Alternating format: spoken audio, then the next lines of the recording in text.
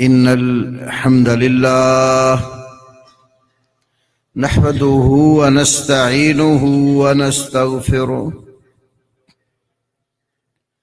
ونعوذ بالله من شرور أنفسنا ومن سيئات أعمالنا من يهده الله فلا مضل له ومن يضلل فلا هادي له وأشهد أن لا إله إلا الله وحده لا شريك له وأشهد أن محمدًا عبده ورسوله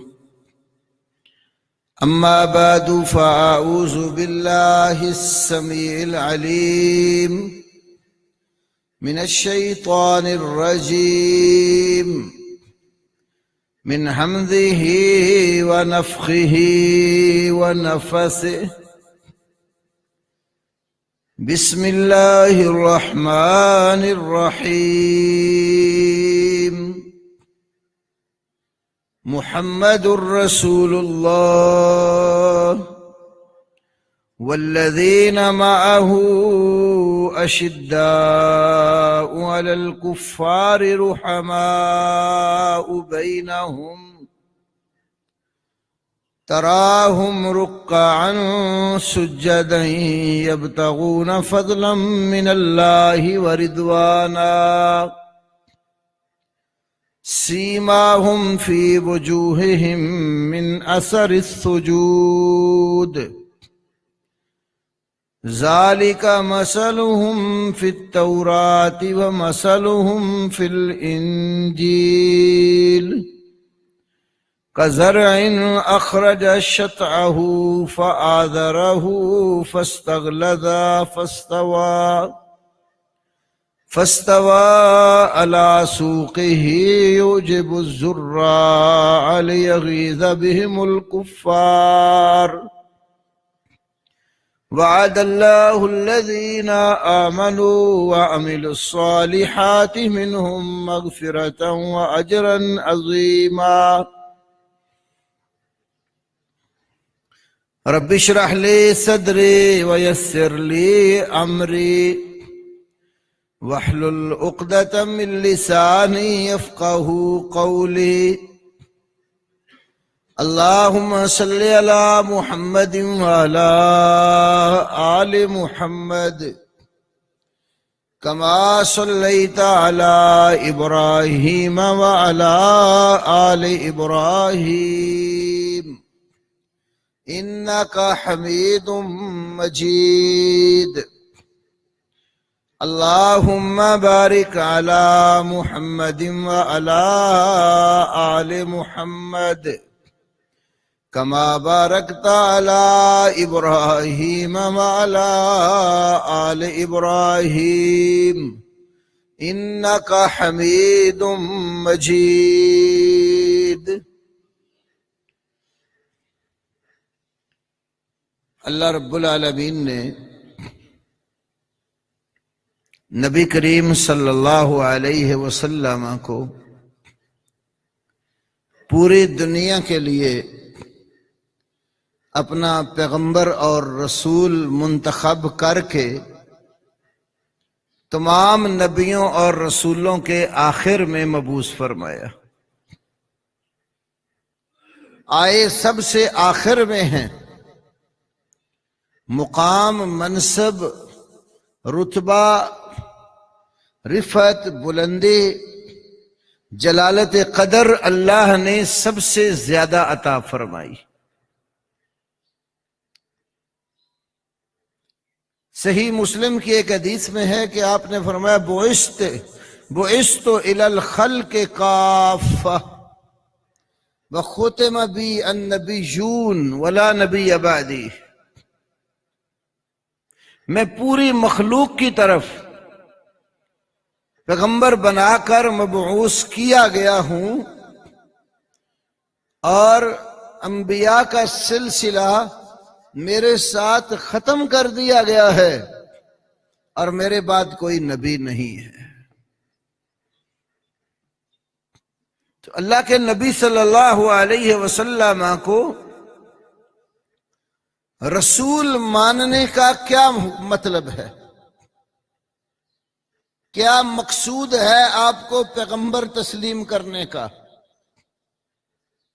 اللہ نے جس بھی نبی اور رسول کو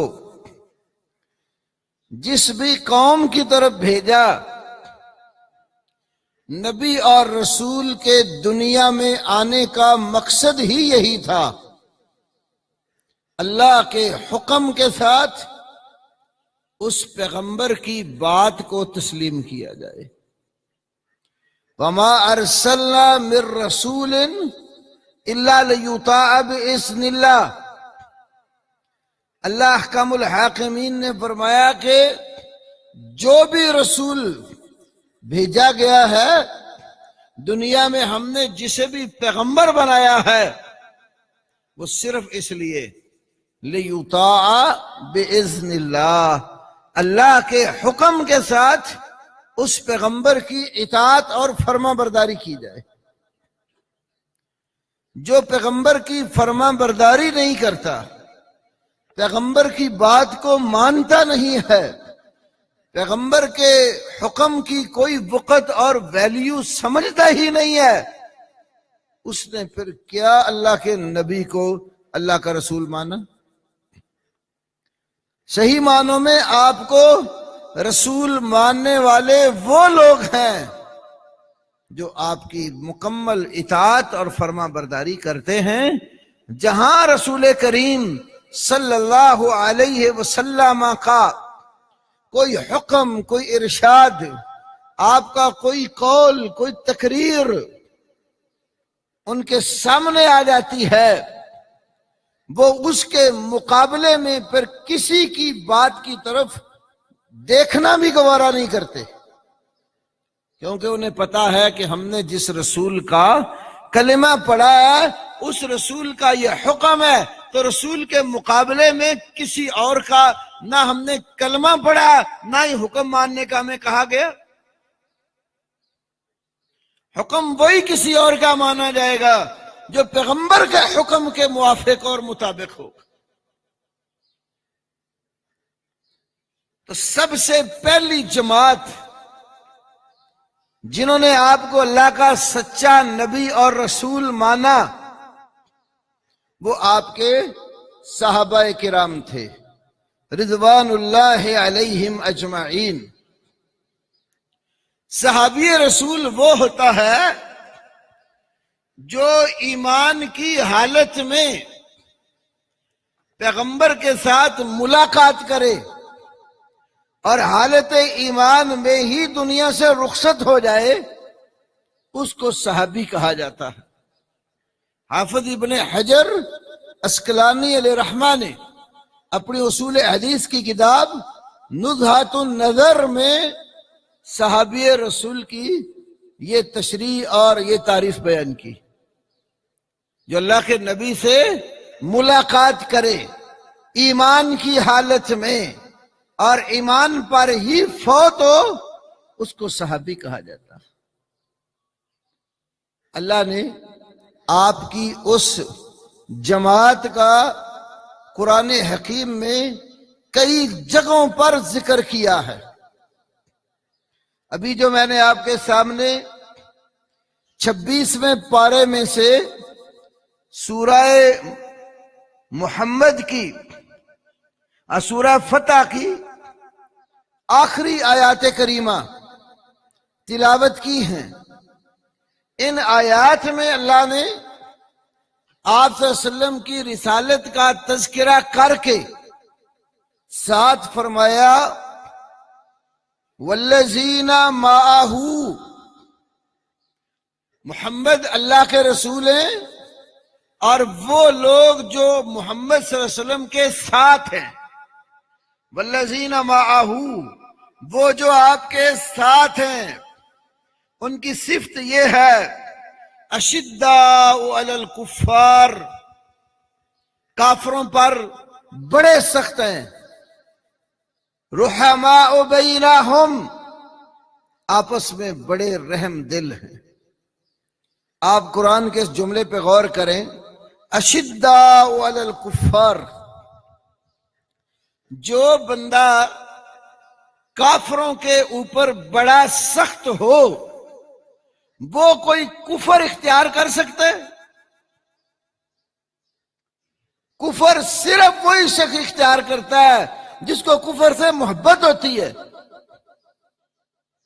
جو کفر سے نفرت کرتا ہے، جس کو کفر کے ساتھ کراہت ہے، کفر سے جو دور بھاگتا ہے، وہ شخص کبھی کفر کو اپناتا نہیں ہے۔ قرآن کا یہ جملہ اس بات کو اچھی طرح واضح کر رہا ہے کہ نبی صلی اللہ علیہ وسلم کے جو اصحاب تھے، آپ کے اصحاب کفر کے ساتھ نفرت رکھتے تھے، کفر کے ساتھ محبت نہیں کرتے تھے۔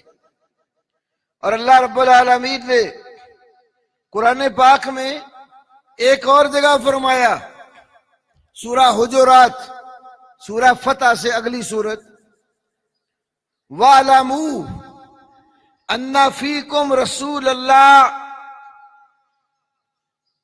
جان لیجئے بلا شک و شبہ تمہارے اندر اللہ کے رسول ہیں، لو یطیعکم فی کثیر من الامر، اگر وہ بہت سارے معاملات میں رسول تمہاری اطاعت کرنے لگ جائے، لعنتم، تو تم مشقت میں پڑ جاؤ۔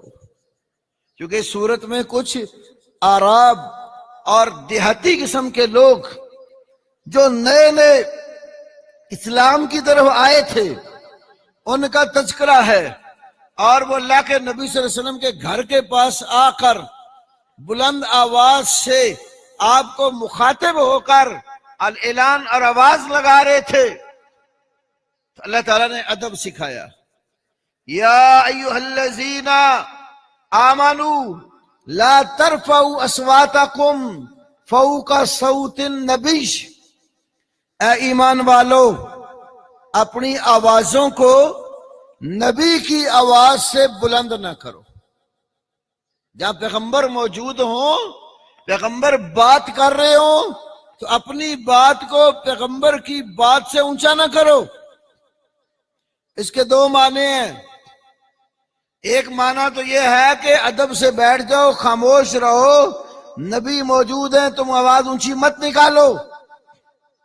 دوسرا معنی، آواز جب نکلتی ہے تو بندہ کچھ الفاظ بولتا ہے، بغیر بولنے کی تو آواز نہیں نکلتی۔ آواز جب نکلتی ہے تو بندے کے منہ سے کلمات نکلتے ہیں۔ تو جب پیغمبر کے کلمات تمہارے سامنے ہوں، اپنے کلمات کو پیغمبر کے کلمات سے اونچا نہ کرو، نبی کی بات سے اپنی بات کو اونچا نہ کرو، نبی کے حکم پر اپنے حکم کو ترجیح نہ دو، نبی کی حدیث اور سنت کے مقابلے میں کسی اور کے طور طریقے رسم و رواج کو ترجیح مت دو۔ وَلَا تَجْهَرُوا لَهُ بِالْقَوْلِ كَجَهْرِ بَعْضِكُمْ لِبَعْضٍ، یہ آداب سکھائے۔ تو رسول اللہ صلی اللہ علیہ وسلم کے صحاب کو پھر اللہ نے کہا کہ نبی تمہارے اندر موجود ہیں، اگر وہ تمہاری اطاعت کرنے لگ جائیں تو مشقت میں پڑ جاؤ۔ حکم کیا ہے کہ تم نے نبی کی اطاعت کرنی ہے، تم نے پیغمبر کی بات ماننی ہے، یہ نہیں ہے کہ پیغمبر تمہاری باتوں کے پیچھے لگ جائے۔ آج یہ گمراہی بھی دنیا میں بڑی موجود ہے، لوگ سمجھتے ہیں کہ بس جو باتیں ہم کریں نا انہی کو مانا جائے، پیغمبر کی بات کو کوئی ویلیو ہی نہیں دیتے۔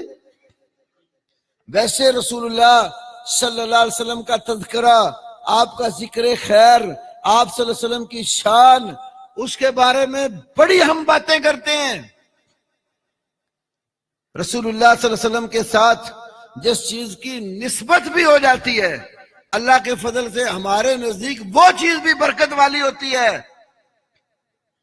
رسول اللہ کا لباس، رسول اللہ صلی اللہ علیہ وسلم کے بال، رسول اللہ صلی اللہ علیہ وسلم کے جوتے، آپ صلی اللہ علیہ وسلم کے برتن جن میں آپ کھانا کھایا کرتے تھے، یہ ساری چیزیں ہمارے لیے متبرک ہیں۔ پیغمبر سے جس کو نسبت قائم ہو جاتی ہے وہ نسبت بھی بڑی اونچی ہے۔ اس لیے ہمیں حکم نہیں ہے کہ ہم پیغمبر کو کہیں کہ وہ ہماری بات مانے، حکم یہ ہے کہ ہم پیغمبر کے پیچھے چلیں۔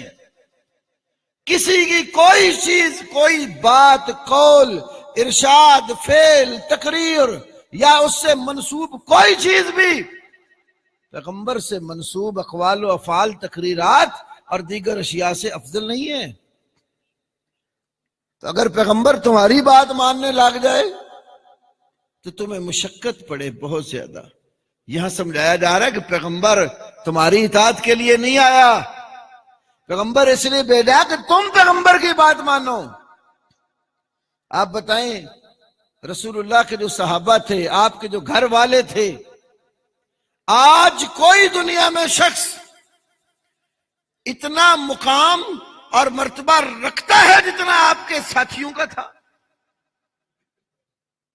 پوری دنیا ایک پلڑے میں ڈال دو اور وہ شخص جو ایمان لا کر رسول اللہ صلی اللہ علیہ وسلم کی زیارت کر چکا، ساری دنیا بھی ایک پلڑے میں ڈال دو، اس ایک شخص کا بھی مقابلہ نہیں کر سکتے جو ایمان لا کر رسول اللہ سے مل گیا۔ تو ان ایمان والوں کے بارے میں اللہ کیا کہتے ہیں؟ وَلَٰكِنَّ اللَّهَ حَبَّبَ إِلَيْكُمُ الْإِيمَانَ، لیکن اللہ نے ایمان تمہارے نزدیک محبوب بنا دیا۔ حبابہ، بہت زیادہ پسندیدہ، محبوب، دلوں میں گھس جانے والی چیز اللہ نے تمہارے نزدیک ایمان رکھی، اس لیے کہ ایمان کی قدر و منزلت بہت ہے۔ ساری دنیا کی چیزیں ایک طرف ہوں، ایمان کی دولت دوسری طرف ہو تو ایمان سب سے فائق ہے۔ ایک دفعہ میں نے آپ کو حدیث سنائی تھی، امام حاکم رحمت اللہ علیہ نے المستدرک علی الصحیحین میں ذکر کیا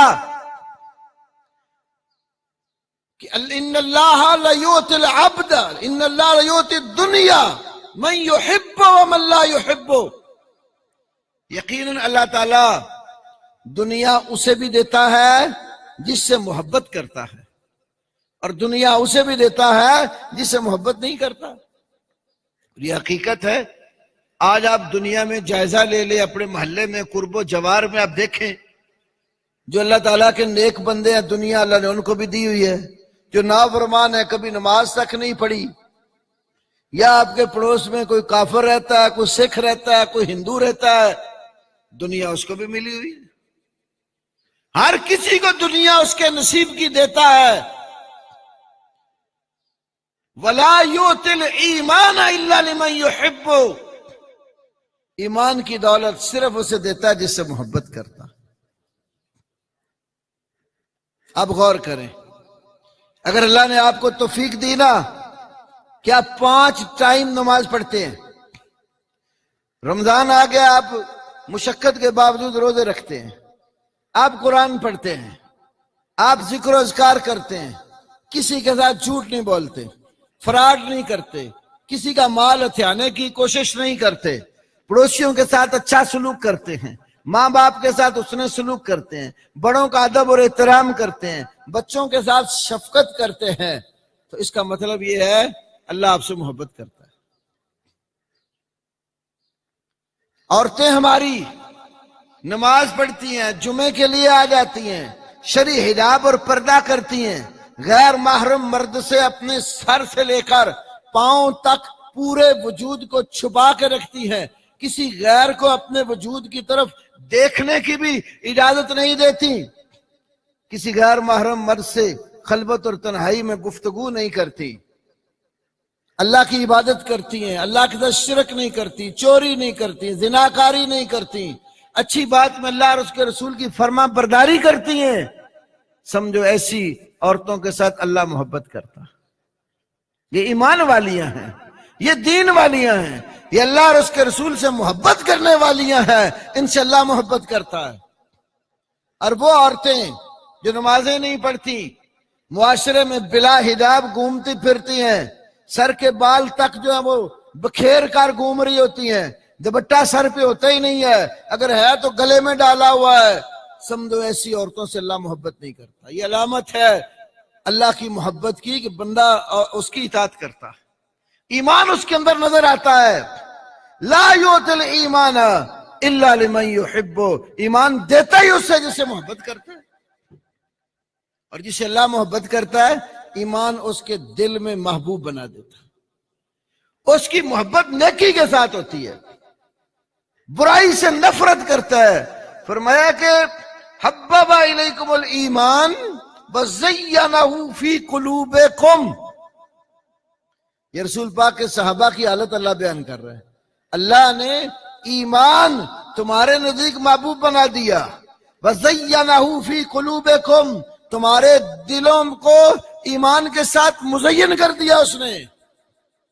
تمہارے دل روشن ہے ایمان کے ساتھ، تمہارے دلوں میں نور ہے، ایمان کا نور ہے، تمہارے دل صاف اور ستھرے ہیں اللہ رب العالمین کی محبت میں، اور دلوں کی زینت ایمان بن چکا ہے۔ وَكَرَّهَ إِلَيْكُمُ الْكُفْرَ وَالْفُسُوقَ وَالْعِصْيَانَ، کفر، اللہ کی نعمتوں کا انکار، اللہ کی ہستی کا انکار، اللہ کے وجود کا انکار، اللہ کی خالص بندگی کا انکار، اللہ کے حکموں کا انکار، اللہ کے پیغمبر کا انکار، اللہ کے قرآن کا انکار، اللہ رب العالمین کی عبادات کا انکار۔ کرہ الیکم الکفر، کفر تمہارے نزدیک ناپسند بنا دیا ہے۔ والفسوق، بد عملی، اللہ اور اس کے رسول کی اطاعت سے خروج، زبان سے کچھ کہنا اور عمل میں کچھ اور، یہ بد عملی بھی ناپسندیدہ بنا دی۔ والعصیان، معصیت، نافرمانی، کبیرہ گناہوں کا ارتکاب، جن کاموں سے اللہ نے روکا ہے، منع کیا ہے کہ شراب نہیں پینی، جوا نہیں کھیلنا، دھوکہ فراڈ نہیں کرنا، چوری نہیں کرنی، زناکاری نہیں کرنی، کسی کے اوپر دست درازی نہیں کرنی، جن کاموں سے روکا ہے، معصیت اور نافرمانی والے کام، ان سے نفرت کرتے ہیں۔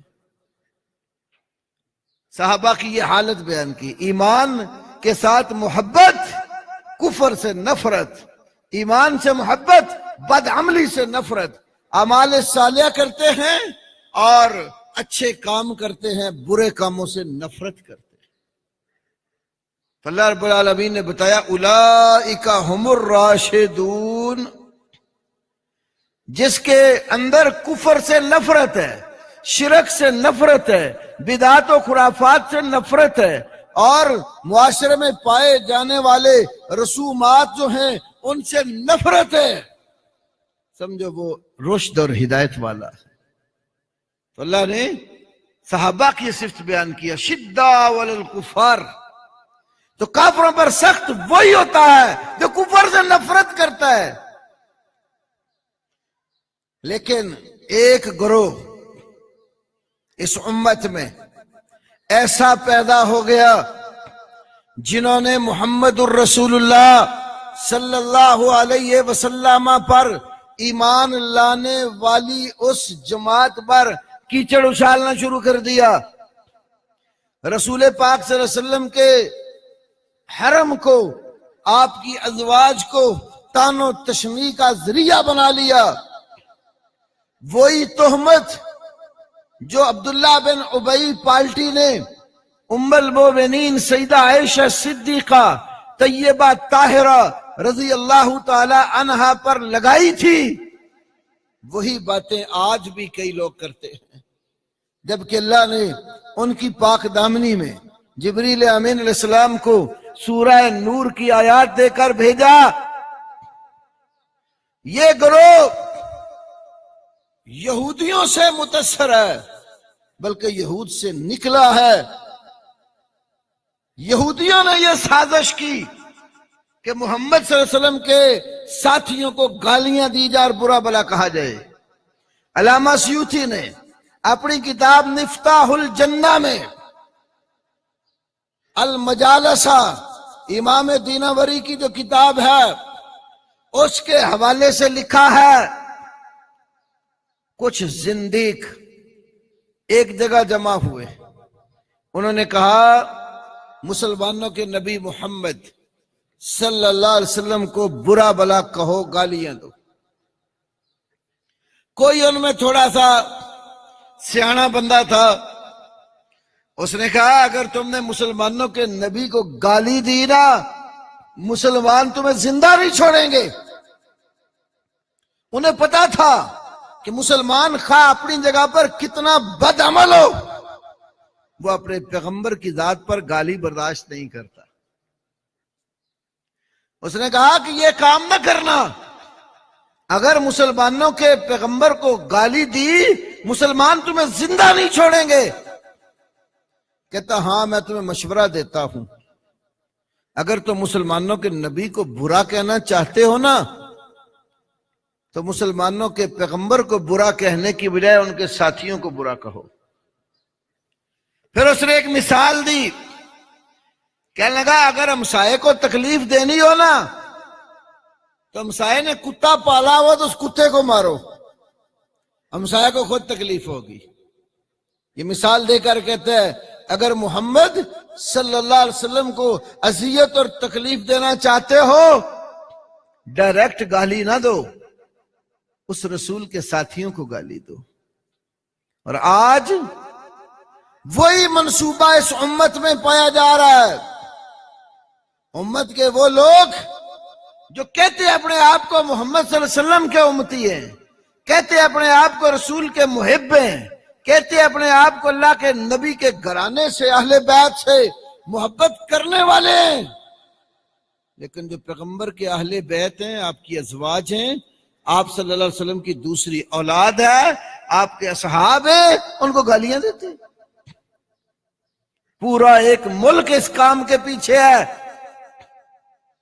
کتابیں شائع کر کر کے دنیا کے مختلف خطوں میں بھیجی جاتی ہیں جو طعن و تشنیع پر مبنی ہوتی ہیں، اور لوگوں کو بتایا جاتا ہے کہ محمد صلی اللہ علیہ وسلم نے تو جو ساری زندگی 23 سالہ محنت کی، صرف 3 بندے مسلمان رہے، سارے واپس ہو گئے.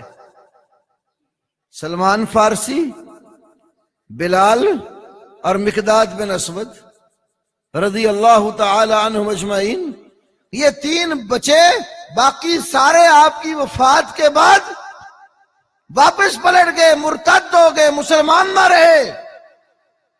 کیا تو نے محمد کریم صلی اللہ علیہ وسلم کی عظمت اور شان کو بیان کیا ہے کہ ساری زندگی کی کمائی محمد صلی اللہ علیہ وسلم کی صرف 3 بندے؟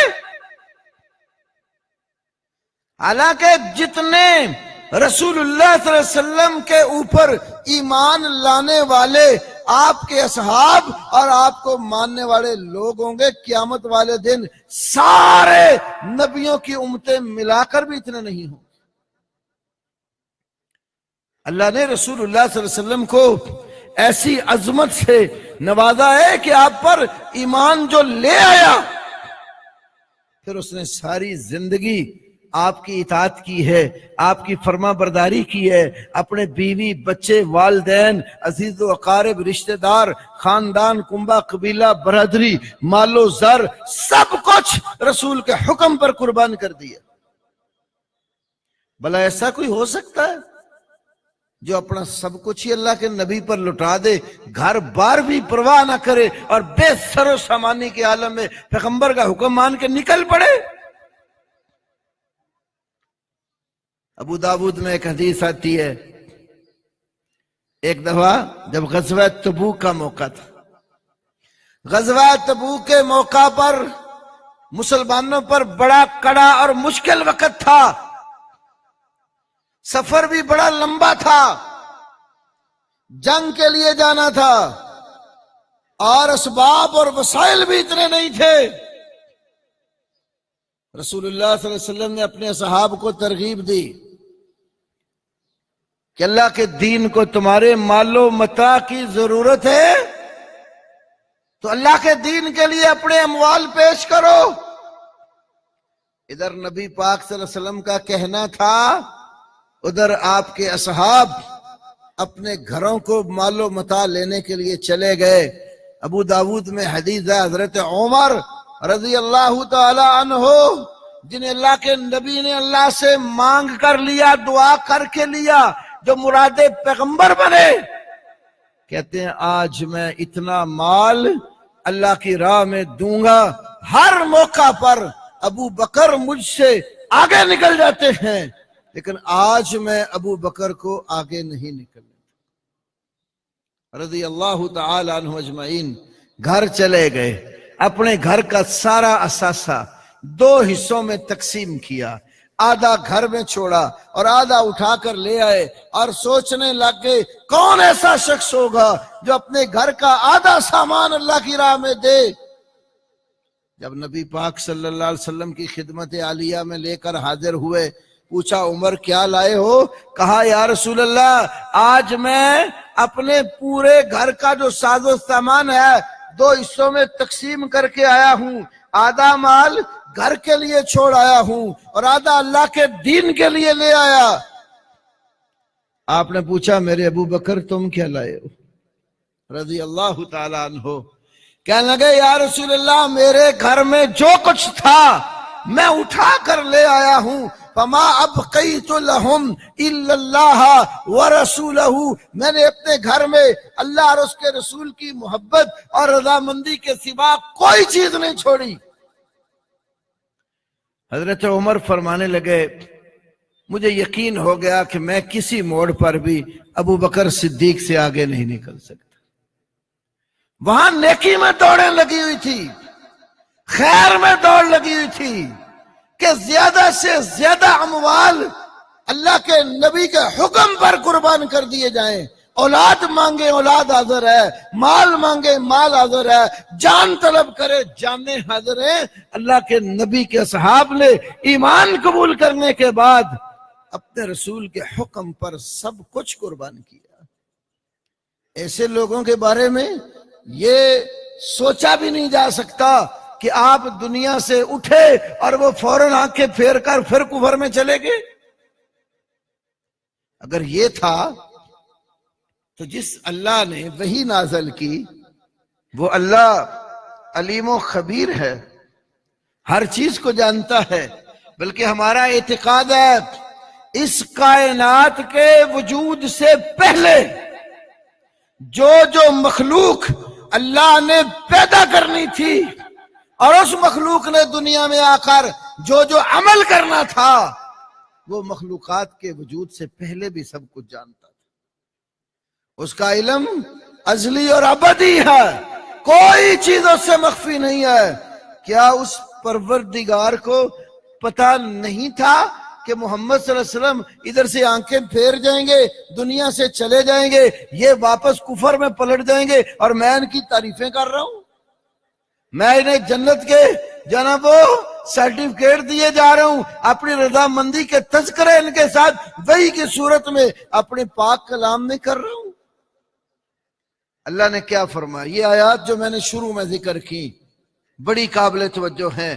فرمایا محمد صلی اللہ علیہ وسلم آپ کے ساتھ جو لوگ ہیں کافروں پر بڑے سخت، آپس میں بڑے رحم دل، تراہم رکعا سجدا، آپ ان کو دیکھتے ہیں وہ رکوع کرنے والے ہیں، سجدہ کرنے والے ہیں، یبتغون فضلا من اللہ ورضوانا، وہ اللہ کا فضل اور اس کی رضامندی تلاش کرتے ہیں۔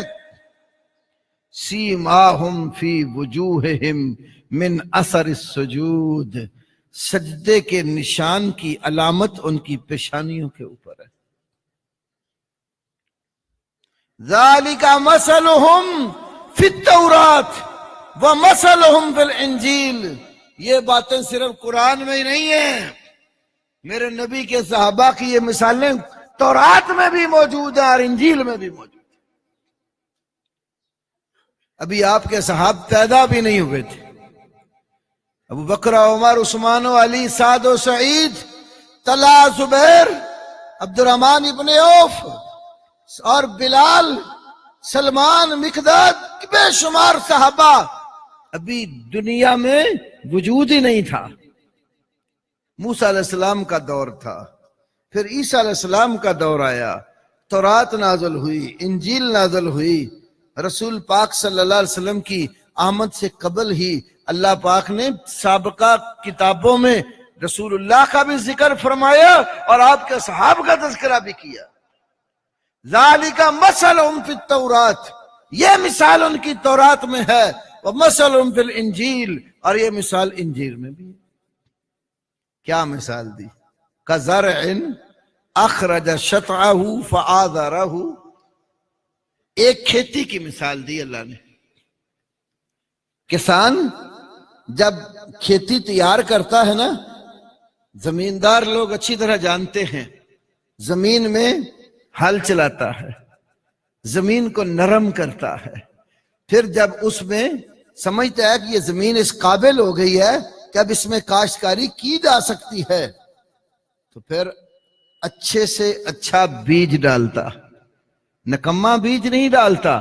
اس کو پتا ہے میں نے نکما بیج اگر ڈالا تو فصل اچھی نہیں آئے گی، اچھے سے اچھا بیج بوتا ہے، بیج بونے کے بعد اپنی کھیتی کی خبر گیری رکھتا ہے، اس کھیتی میں کوئی جڑی بوٹی اگر پیدا ہوتی ہے تو کسان اس کو اکھاڑتا رہتا ہے تاکہ فصل خراب نہ ہو۔ فرمایا کزرع، ایک کھیت کی طرح مثال ہے، اخرج شطعہ، جب اپنی بالی سوئی ہلکی سی زمین سے وہ کھیتی نکالتی ہے نا، فآذرہ، پھر وہ اپنی جگہ پر بالکل سیدھی کھڑی ہو جاتی ہے، فاستغلظ، پھر وہ موٹی ہو جاتی ہے آہستہ آہستہ، فاستویٰ علی سوقہ، وہ اپنی پنڈلی پر اپنے جو نا وجود کے اوپر برابر کھڑی ہو جاتی ہے۔ پک کر جب فصل تیار ہوتی ہے تو یوجب الزراع، کسان جو فصل بیجتا ہے اس کو اپنی فصل کی جو نا وہ پیداواری دیکھ کر بہت زیادہ خوشی ہوتی ہے، لیکن کچھ ایسے بھی ہیں جن کو وہ فصل دیکھ کر تکلیف ہوتی ہے۔ یوجب الزراع، وہ فصل کسان کو خوش کر دیتی ہے، لیغیظ بہم الکفار، تاکہ کفار ان کے ساتھ بغض اور عناد کریں۔ قرآن کے لفظوں پہ غور کرو، یہاں زارع اور کسان محمد کریم صلی اللہ علیہ وسلم ہے، اور وہ کھیتی ایمان کی ہے، بیج اس میں ایمان کا بویا ہے، وہ مثال آپ کے صحاب کی ہے، اللہ کے نبی پر ایمان لائے، آپ اپنی اس فصل اور جماعت کی آپ یاری کرتے رہے، اس میں جیسے کھیتوں میں جڑی بوٹیاں پیدا ہوتی ہیں، اگر کہیں کوئی نافرمانی اور کوئی ایسی چیز پیدا ہوئی اس کو ختم کرتے رہے، ایک وقت آیا وہ کھیت صحابہ کا، وہ ایک فصل ایک جماعت کی صورت میں تیار ہو کر سامنے آ گئی۔ جب وہ جماعت بن گئی تو کسان یعنی محمد الرسول اللہ صلی اللہ علیہ وسلم کو اپنی محنت کا پھل دیکھ کر خوشی ہوئی، اور کافروں کو وہ جماعت دیکھ کر غصہ چڑھا۔ تو یہاں سے کیا معلوم ہوتا ہے؟ رسول پاک کے صحابہ کو دیکھ کر جس کو غصہ چڑھتا ہے وہ مومن نہیں ہے، وہ مسلمان نہیں ہے، اس کو اپنے ایمان کی فکر کرنی چاہیے۔ محمد کریم صلی اللہ علیہ وسلم کو اپنی تیار جماعت دیکھ کر خوشی ہوئی ہے، اور وہ اللہ کے سچے پیغمبر تھے، اور صحابہ رسول اللہ صلی اللہ علیہ وسلم کی محنت کا ثمرہ اور نتیجہ تھے۔ اور اگر زندگی کے آخری دنوں میں سارے ہی علیہ باللہ مرتد ہو گئے، معنی یہ ہوا کہ پیغمبر کی ساری محنت ضائع ہو گئی۔ ایک لکھنے والے نے یہ بھی لکھ مارا کہ محمد صلی اللہ علیہ وسلم کے ساتھی اتنے وفادار نہیں تھے جتنے میرے ہیں.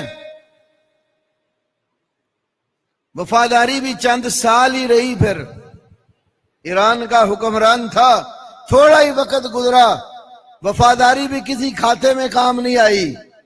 اور محمد صلی اللہ علیہ وسلم کے صحاب جب تک زندہ رہے اللہ کے رسول کے دین کے لیے مرتے رہے، دین کے لیے قربانیاں دیتے رہے. جنہوں نے محمد صلی اللہ علیہ وسلم کے ہاتھ پر ہاتھ رکھ کر بیعت اس بات پر کر لی تھی جب تک زندہ رہیں گے رسول کے حکم پر اس کی راہ میں جانیں قربان کرتے رہیں گے.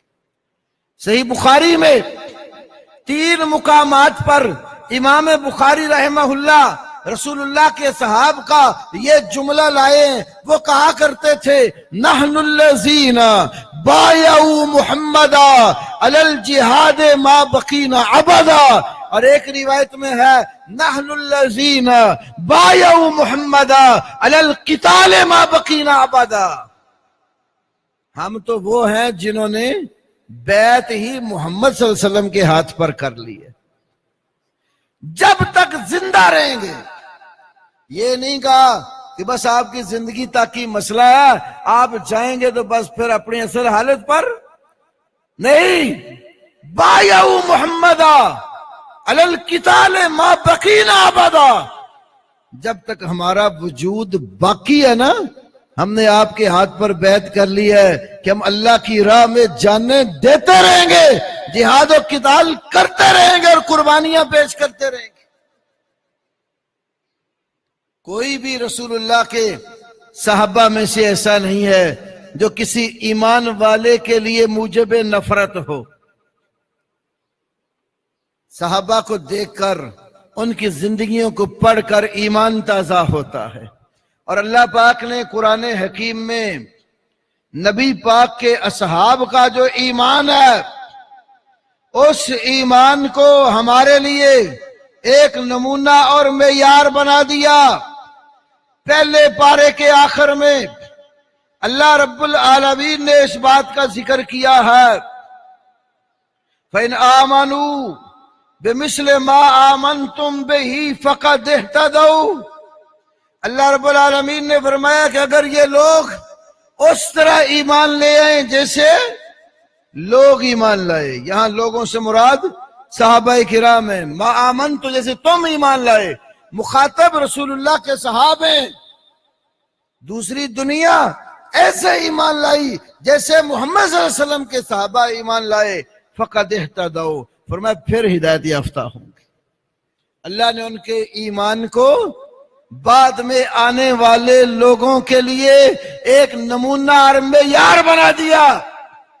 ایمان وہ قبول ہوگا جو ایمان ابو بکر عمر عثمان و علی لے کر آئے رضی اللہ تعالیٰ عنہ مجمعین. ایمان وہ قبول ہوگا جو رسول پاک کے صحابہ لے کر آئے. ایمان وہ قبول ہوگا جو رسول اللہ کے جان نثار اور آپ صلی اللہ علیہ وسلم کے دین کا علم لے کر پوری دنیا میں پھیل جانے والے لوگ تھے. اور اسی کا نتیجہ ہے بھائیو، آج دنیا میں اگر اللہ کا قرآن ہمارے پاس موجود ہے، رسول پاک کا فرمان ذیشان، آپ کی حدیث و سنن آج اگر ہمارے پاس موجود ہے تو یہ صحابہ کرام کی محنتوں کا نتیجہ ہے. ایک ایک چیز اللہ کے رسول کی یاد کرتے تھے. نبی پاک کے صحابہ ایک بڑا مشہور نام ہے. بعض لوگ اس صحابی کو بہت برا کہتے ہیں لیکن ہم کہتے ہیں اپنا ایمان بگاڑتے ہیں. حضرت ابو ہریرہ رضی اللہ تعالی عنہ، ایک دفعہ کسی نے ان سے کہا کہ ابو ہریرہ حدیثیں بہت بیان کرتے ہیں. تو انہوں نے اس سے پوچھا، یہ اتنا جملہ صحیح بخاری میں ہے، اکثر ابو ہریرہ، حضرت ابو ہریرہ بہت زیادہ حدیثیں بیان کرتے ہیں. کتاب العلم میں امام بخاری لائے. وہ اسے کہتے ہیں اچھا تم یہ بتاؤ فلانے دن نبی پاک صلی اللہ علیہ وسلم نے فجر کی نماز پڑھائی، آپ نے کون سی سورت پڑھی؟ کوئی یاد نہیں تھا. کہتے ہیں ابو ہریرہ تو یہ بھی یاد رکھتا ہے کہ میرا نبی جب مصلی پر امامت کے لیے کھڑا ہوتا ہے اور رسول اللہ قرآن پڑھتے ہیں تو میں تو یہ بھی یاد کرتا ہوں کہ فلانی نماز میں فلانی سورت پڑھی ہے اور فلان نماز میں آپ نے فلان سورت پڑھی ہے۔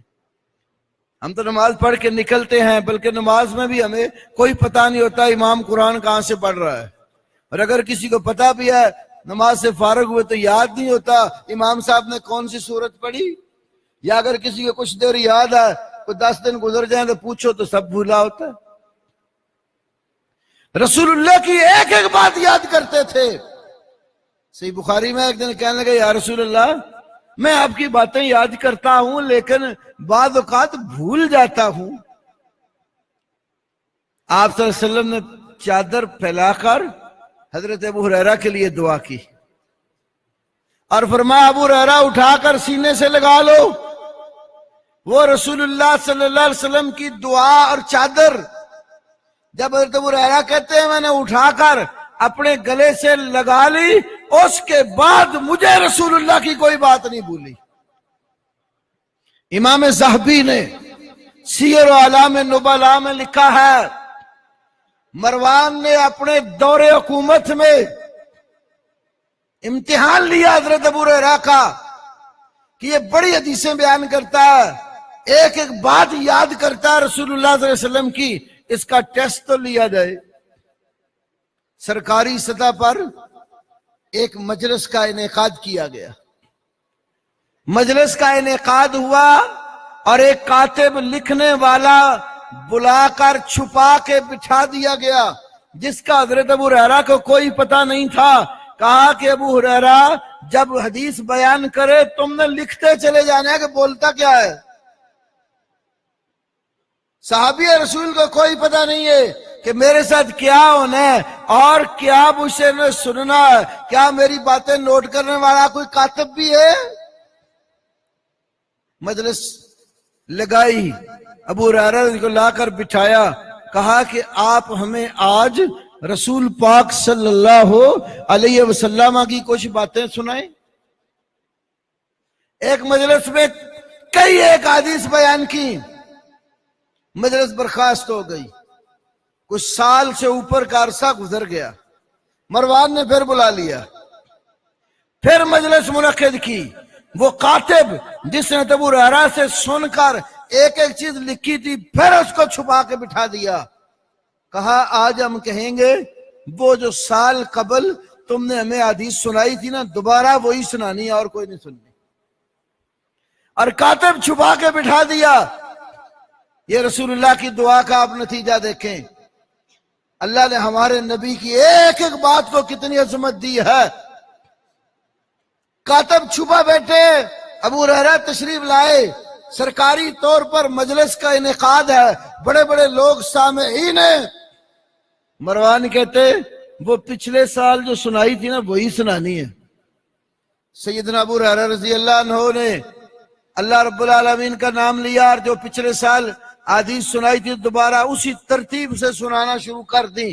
امام ذہبی رحمت اللہ علیہ نے سیر و اعلام نبلاء میں حضرت ابو ہریرہ رضی اللہ عنہ کے حالات میں لکھا ہے حضرت ابو ہریرہ نے اس مجلس میں دوبارہ سال قبل بیان کردہ حدیثیں اسی ترتیب سے سنائی اور ایک لفظ کی بھی غلطی نہیں ہوئی۔ یہ اللہ کے رسول کی دعا کا نتیجہ ہے۔ آپ صلی اللہ علیہ وسلم نے ان کے لیے دعا کی، اللہ نے اتنی قبول کی، جو بات بھی آپ کرتے تھے وہ سنتے تھے اس کو یاد رکھتے تھے اور بھوک اور پیاس کی بھی کوئی پرواہ نہیں کرتے تھے۔ کئی دفعہ مدینے میں بھوک اور پیاس سے بلک رہے ہوتے تھے، بعض دفعہ قرآن کی کچھ آیات کی تفسیر گزرنے والوں سے پوچھتے جن کے اندر فقراء اور مساکین کو کھانا کھلانے کی ترغیب ہے، ان کے انہی حالات زندگی میں یہ بات بھی مرقوم ہے۔ ایک دن ابو بکر صدیق گزرے نا، انہیں بڑی بھوک لگی ہوئی اور مدینے میں بڑا برا حال، آیت پڑھی قرآن کی اور کہا ابو بکر اس آیت کا کیا مطلب ہے؟ انہوں نے مطلب بتایا چلے گی۔ حضرت عمر رضی اللہ تعالیٰ عنہ سے ملاقات ہوئی، ان سے پوچھتے ہیں، انہوں نے بھی معنی بتایا، چلے گئے۔ ہمارے نبی محمد صلی اللہ علیہ وسلم تشریف لائے، یا رسول اللہ اس آیت کا کیا مطلب ہے؟ ہاتھ پکڑا، گھر لے گئے، دودھ کا برتن منگوایا۔ اب ابو ہریرہ دیکھ رہے ہیں کہ آپ مجھے پینے کے لیے کہیں گے، فرمایا ابو ہریرہ یہ برتن پکڑو اور اصحاب صفہ کو پلانا شروع کر دو۔ اللہ نے رسول اللہ صلی اللہ علیہ وسلم کا یہاں بڑا عظیم معجزہ ظاہر فرمایا۔ ایک ایک اصحاب صفہ پر موجود اس پیالے سے سارے صحابہ پیتے گئے۔ اللہ نے دودھ میں برکت اتنی رکھی کہ ختم نہ ہوا۔ پھر کہا ابو ہریرہ تم پیو، خوب پیٹ بھر کر پیو۔ اور آخر میں کیا فرمایا؟ ابو ہریرہ اس آیت کی یہی تفسیر پوچھ رہے ہو؟ تو اللہ کے نبی صلی اللہ علیہ وسلم کے اصحاب کے بارے میں کہتے ہیں، لوگ کہتے ہیں کہ ابو ہریرہ اتنی باتیں بیان کرتا ہے، کہتے ہیں کہ جو میرے مہاجر بھائی ہے نا وہ بازاروں میں کاروبار تجارت کے لیے جاتے ہیں، انصار کھیتی باڑی کرتے، کاشتکاری کرتے ہیں، اپنے کھیتوں میں کام کرتے ہیں۔ ابو ہریرہ کو نہ کوئی تجارت کرنے کا شوق ہے، نہ کوئی کھیتی باڑی کا مسئلہ ہے۔ ابو ہریرہ کو یہی خواہش ہوتی ہے جتنا زیادہ سے زیادہ وقت ملے میں رسول پاک صلی اللہ علیہ وسلم کے ساتھ رہوں، آپ بولتے جائیں میں آپ کے کلمات یاد کرتا جاؤں، آپ عمل کریں میں نوٹ کرتا چلا جاؤں، اللہ کے نبی کی ایک ایک بات کو یاد کرتے۔ یہ ایک عام خلفائے راشدین کے مقابلے میں ایک ادنا سے صحابی کا یہ حال ہے۔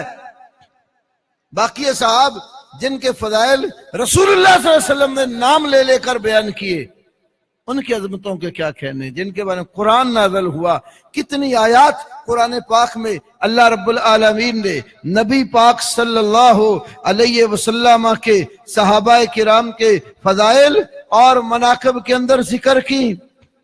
ایک جگہ فرمایا والسابقون الاولون من المہاجرین والانصار والذین اتبعوہم بإحسان رضی اللہ عنہم ورضوا عنہ وأعد لهم جنات تجری تحتها الانہار خالدین فیہا ابدا ذالک الفوز العظیم۔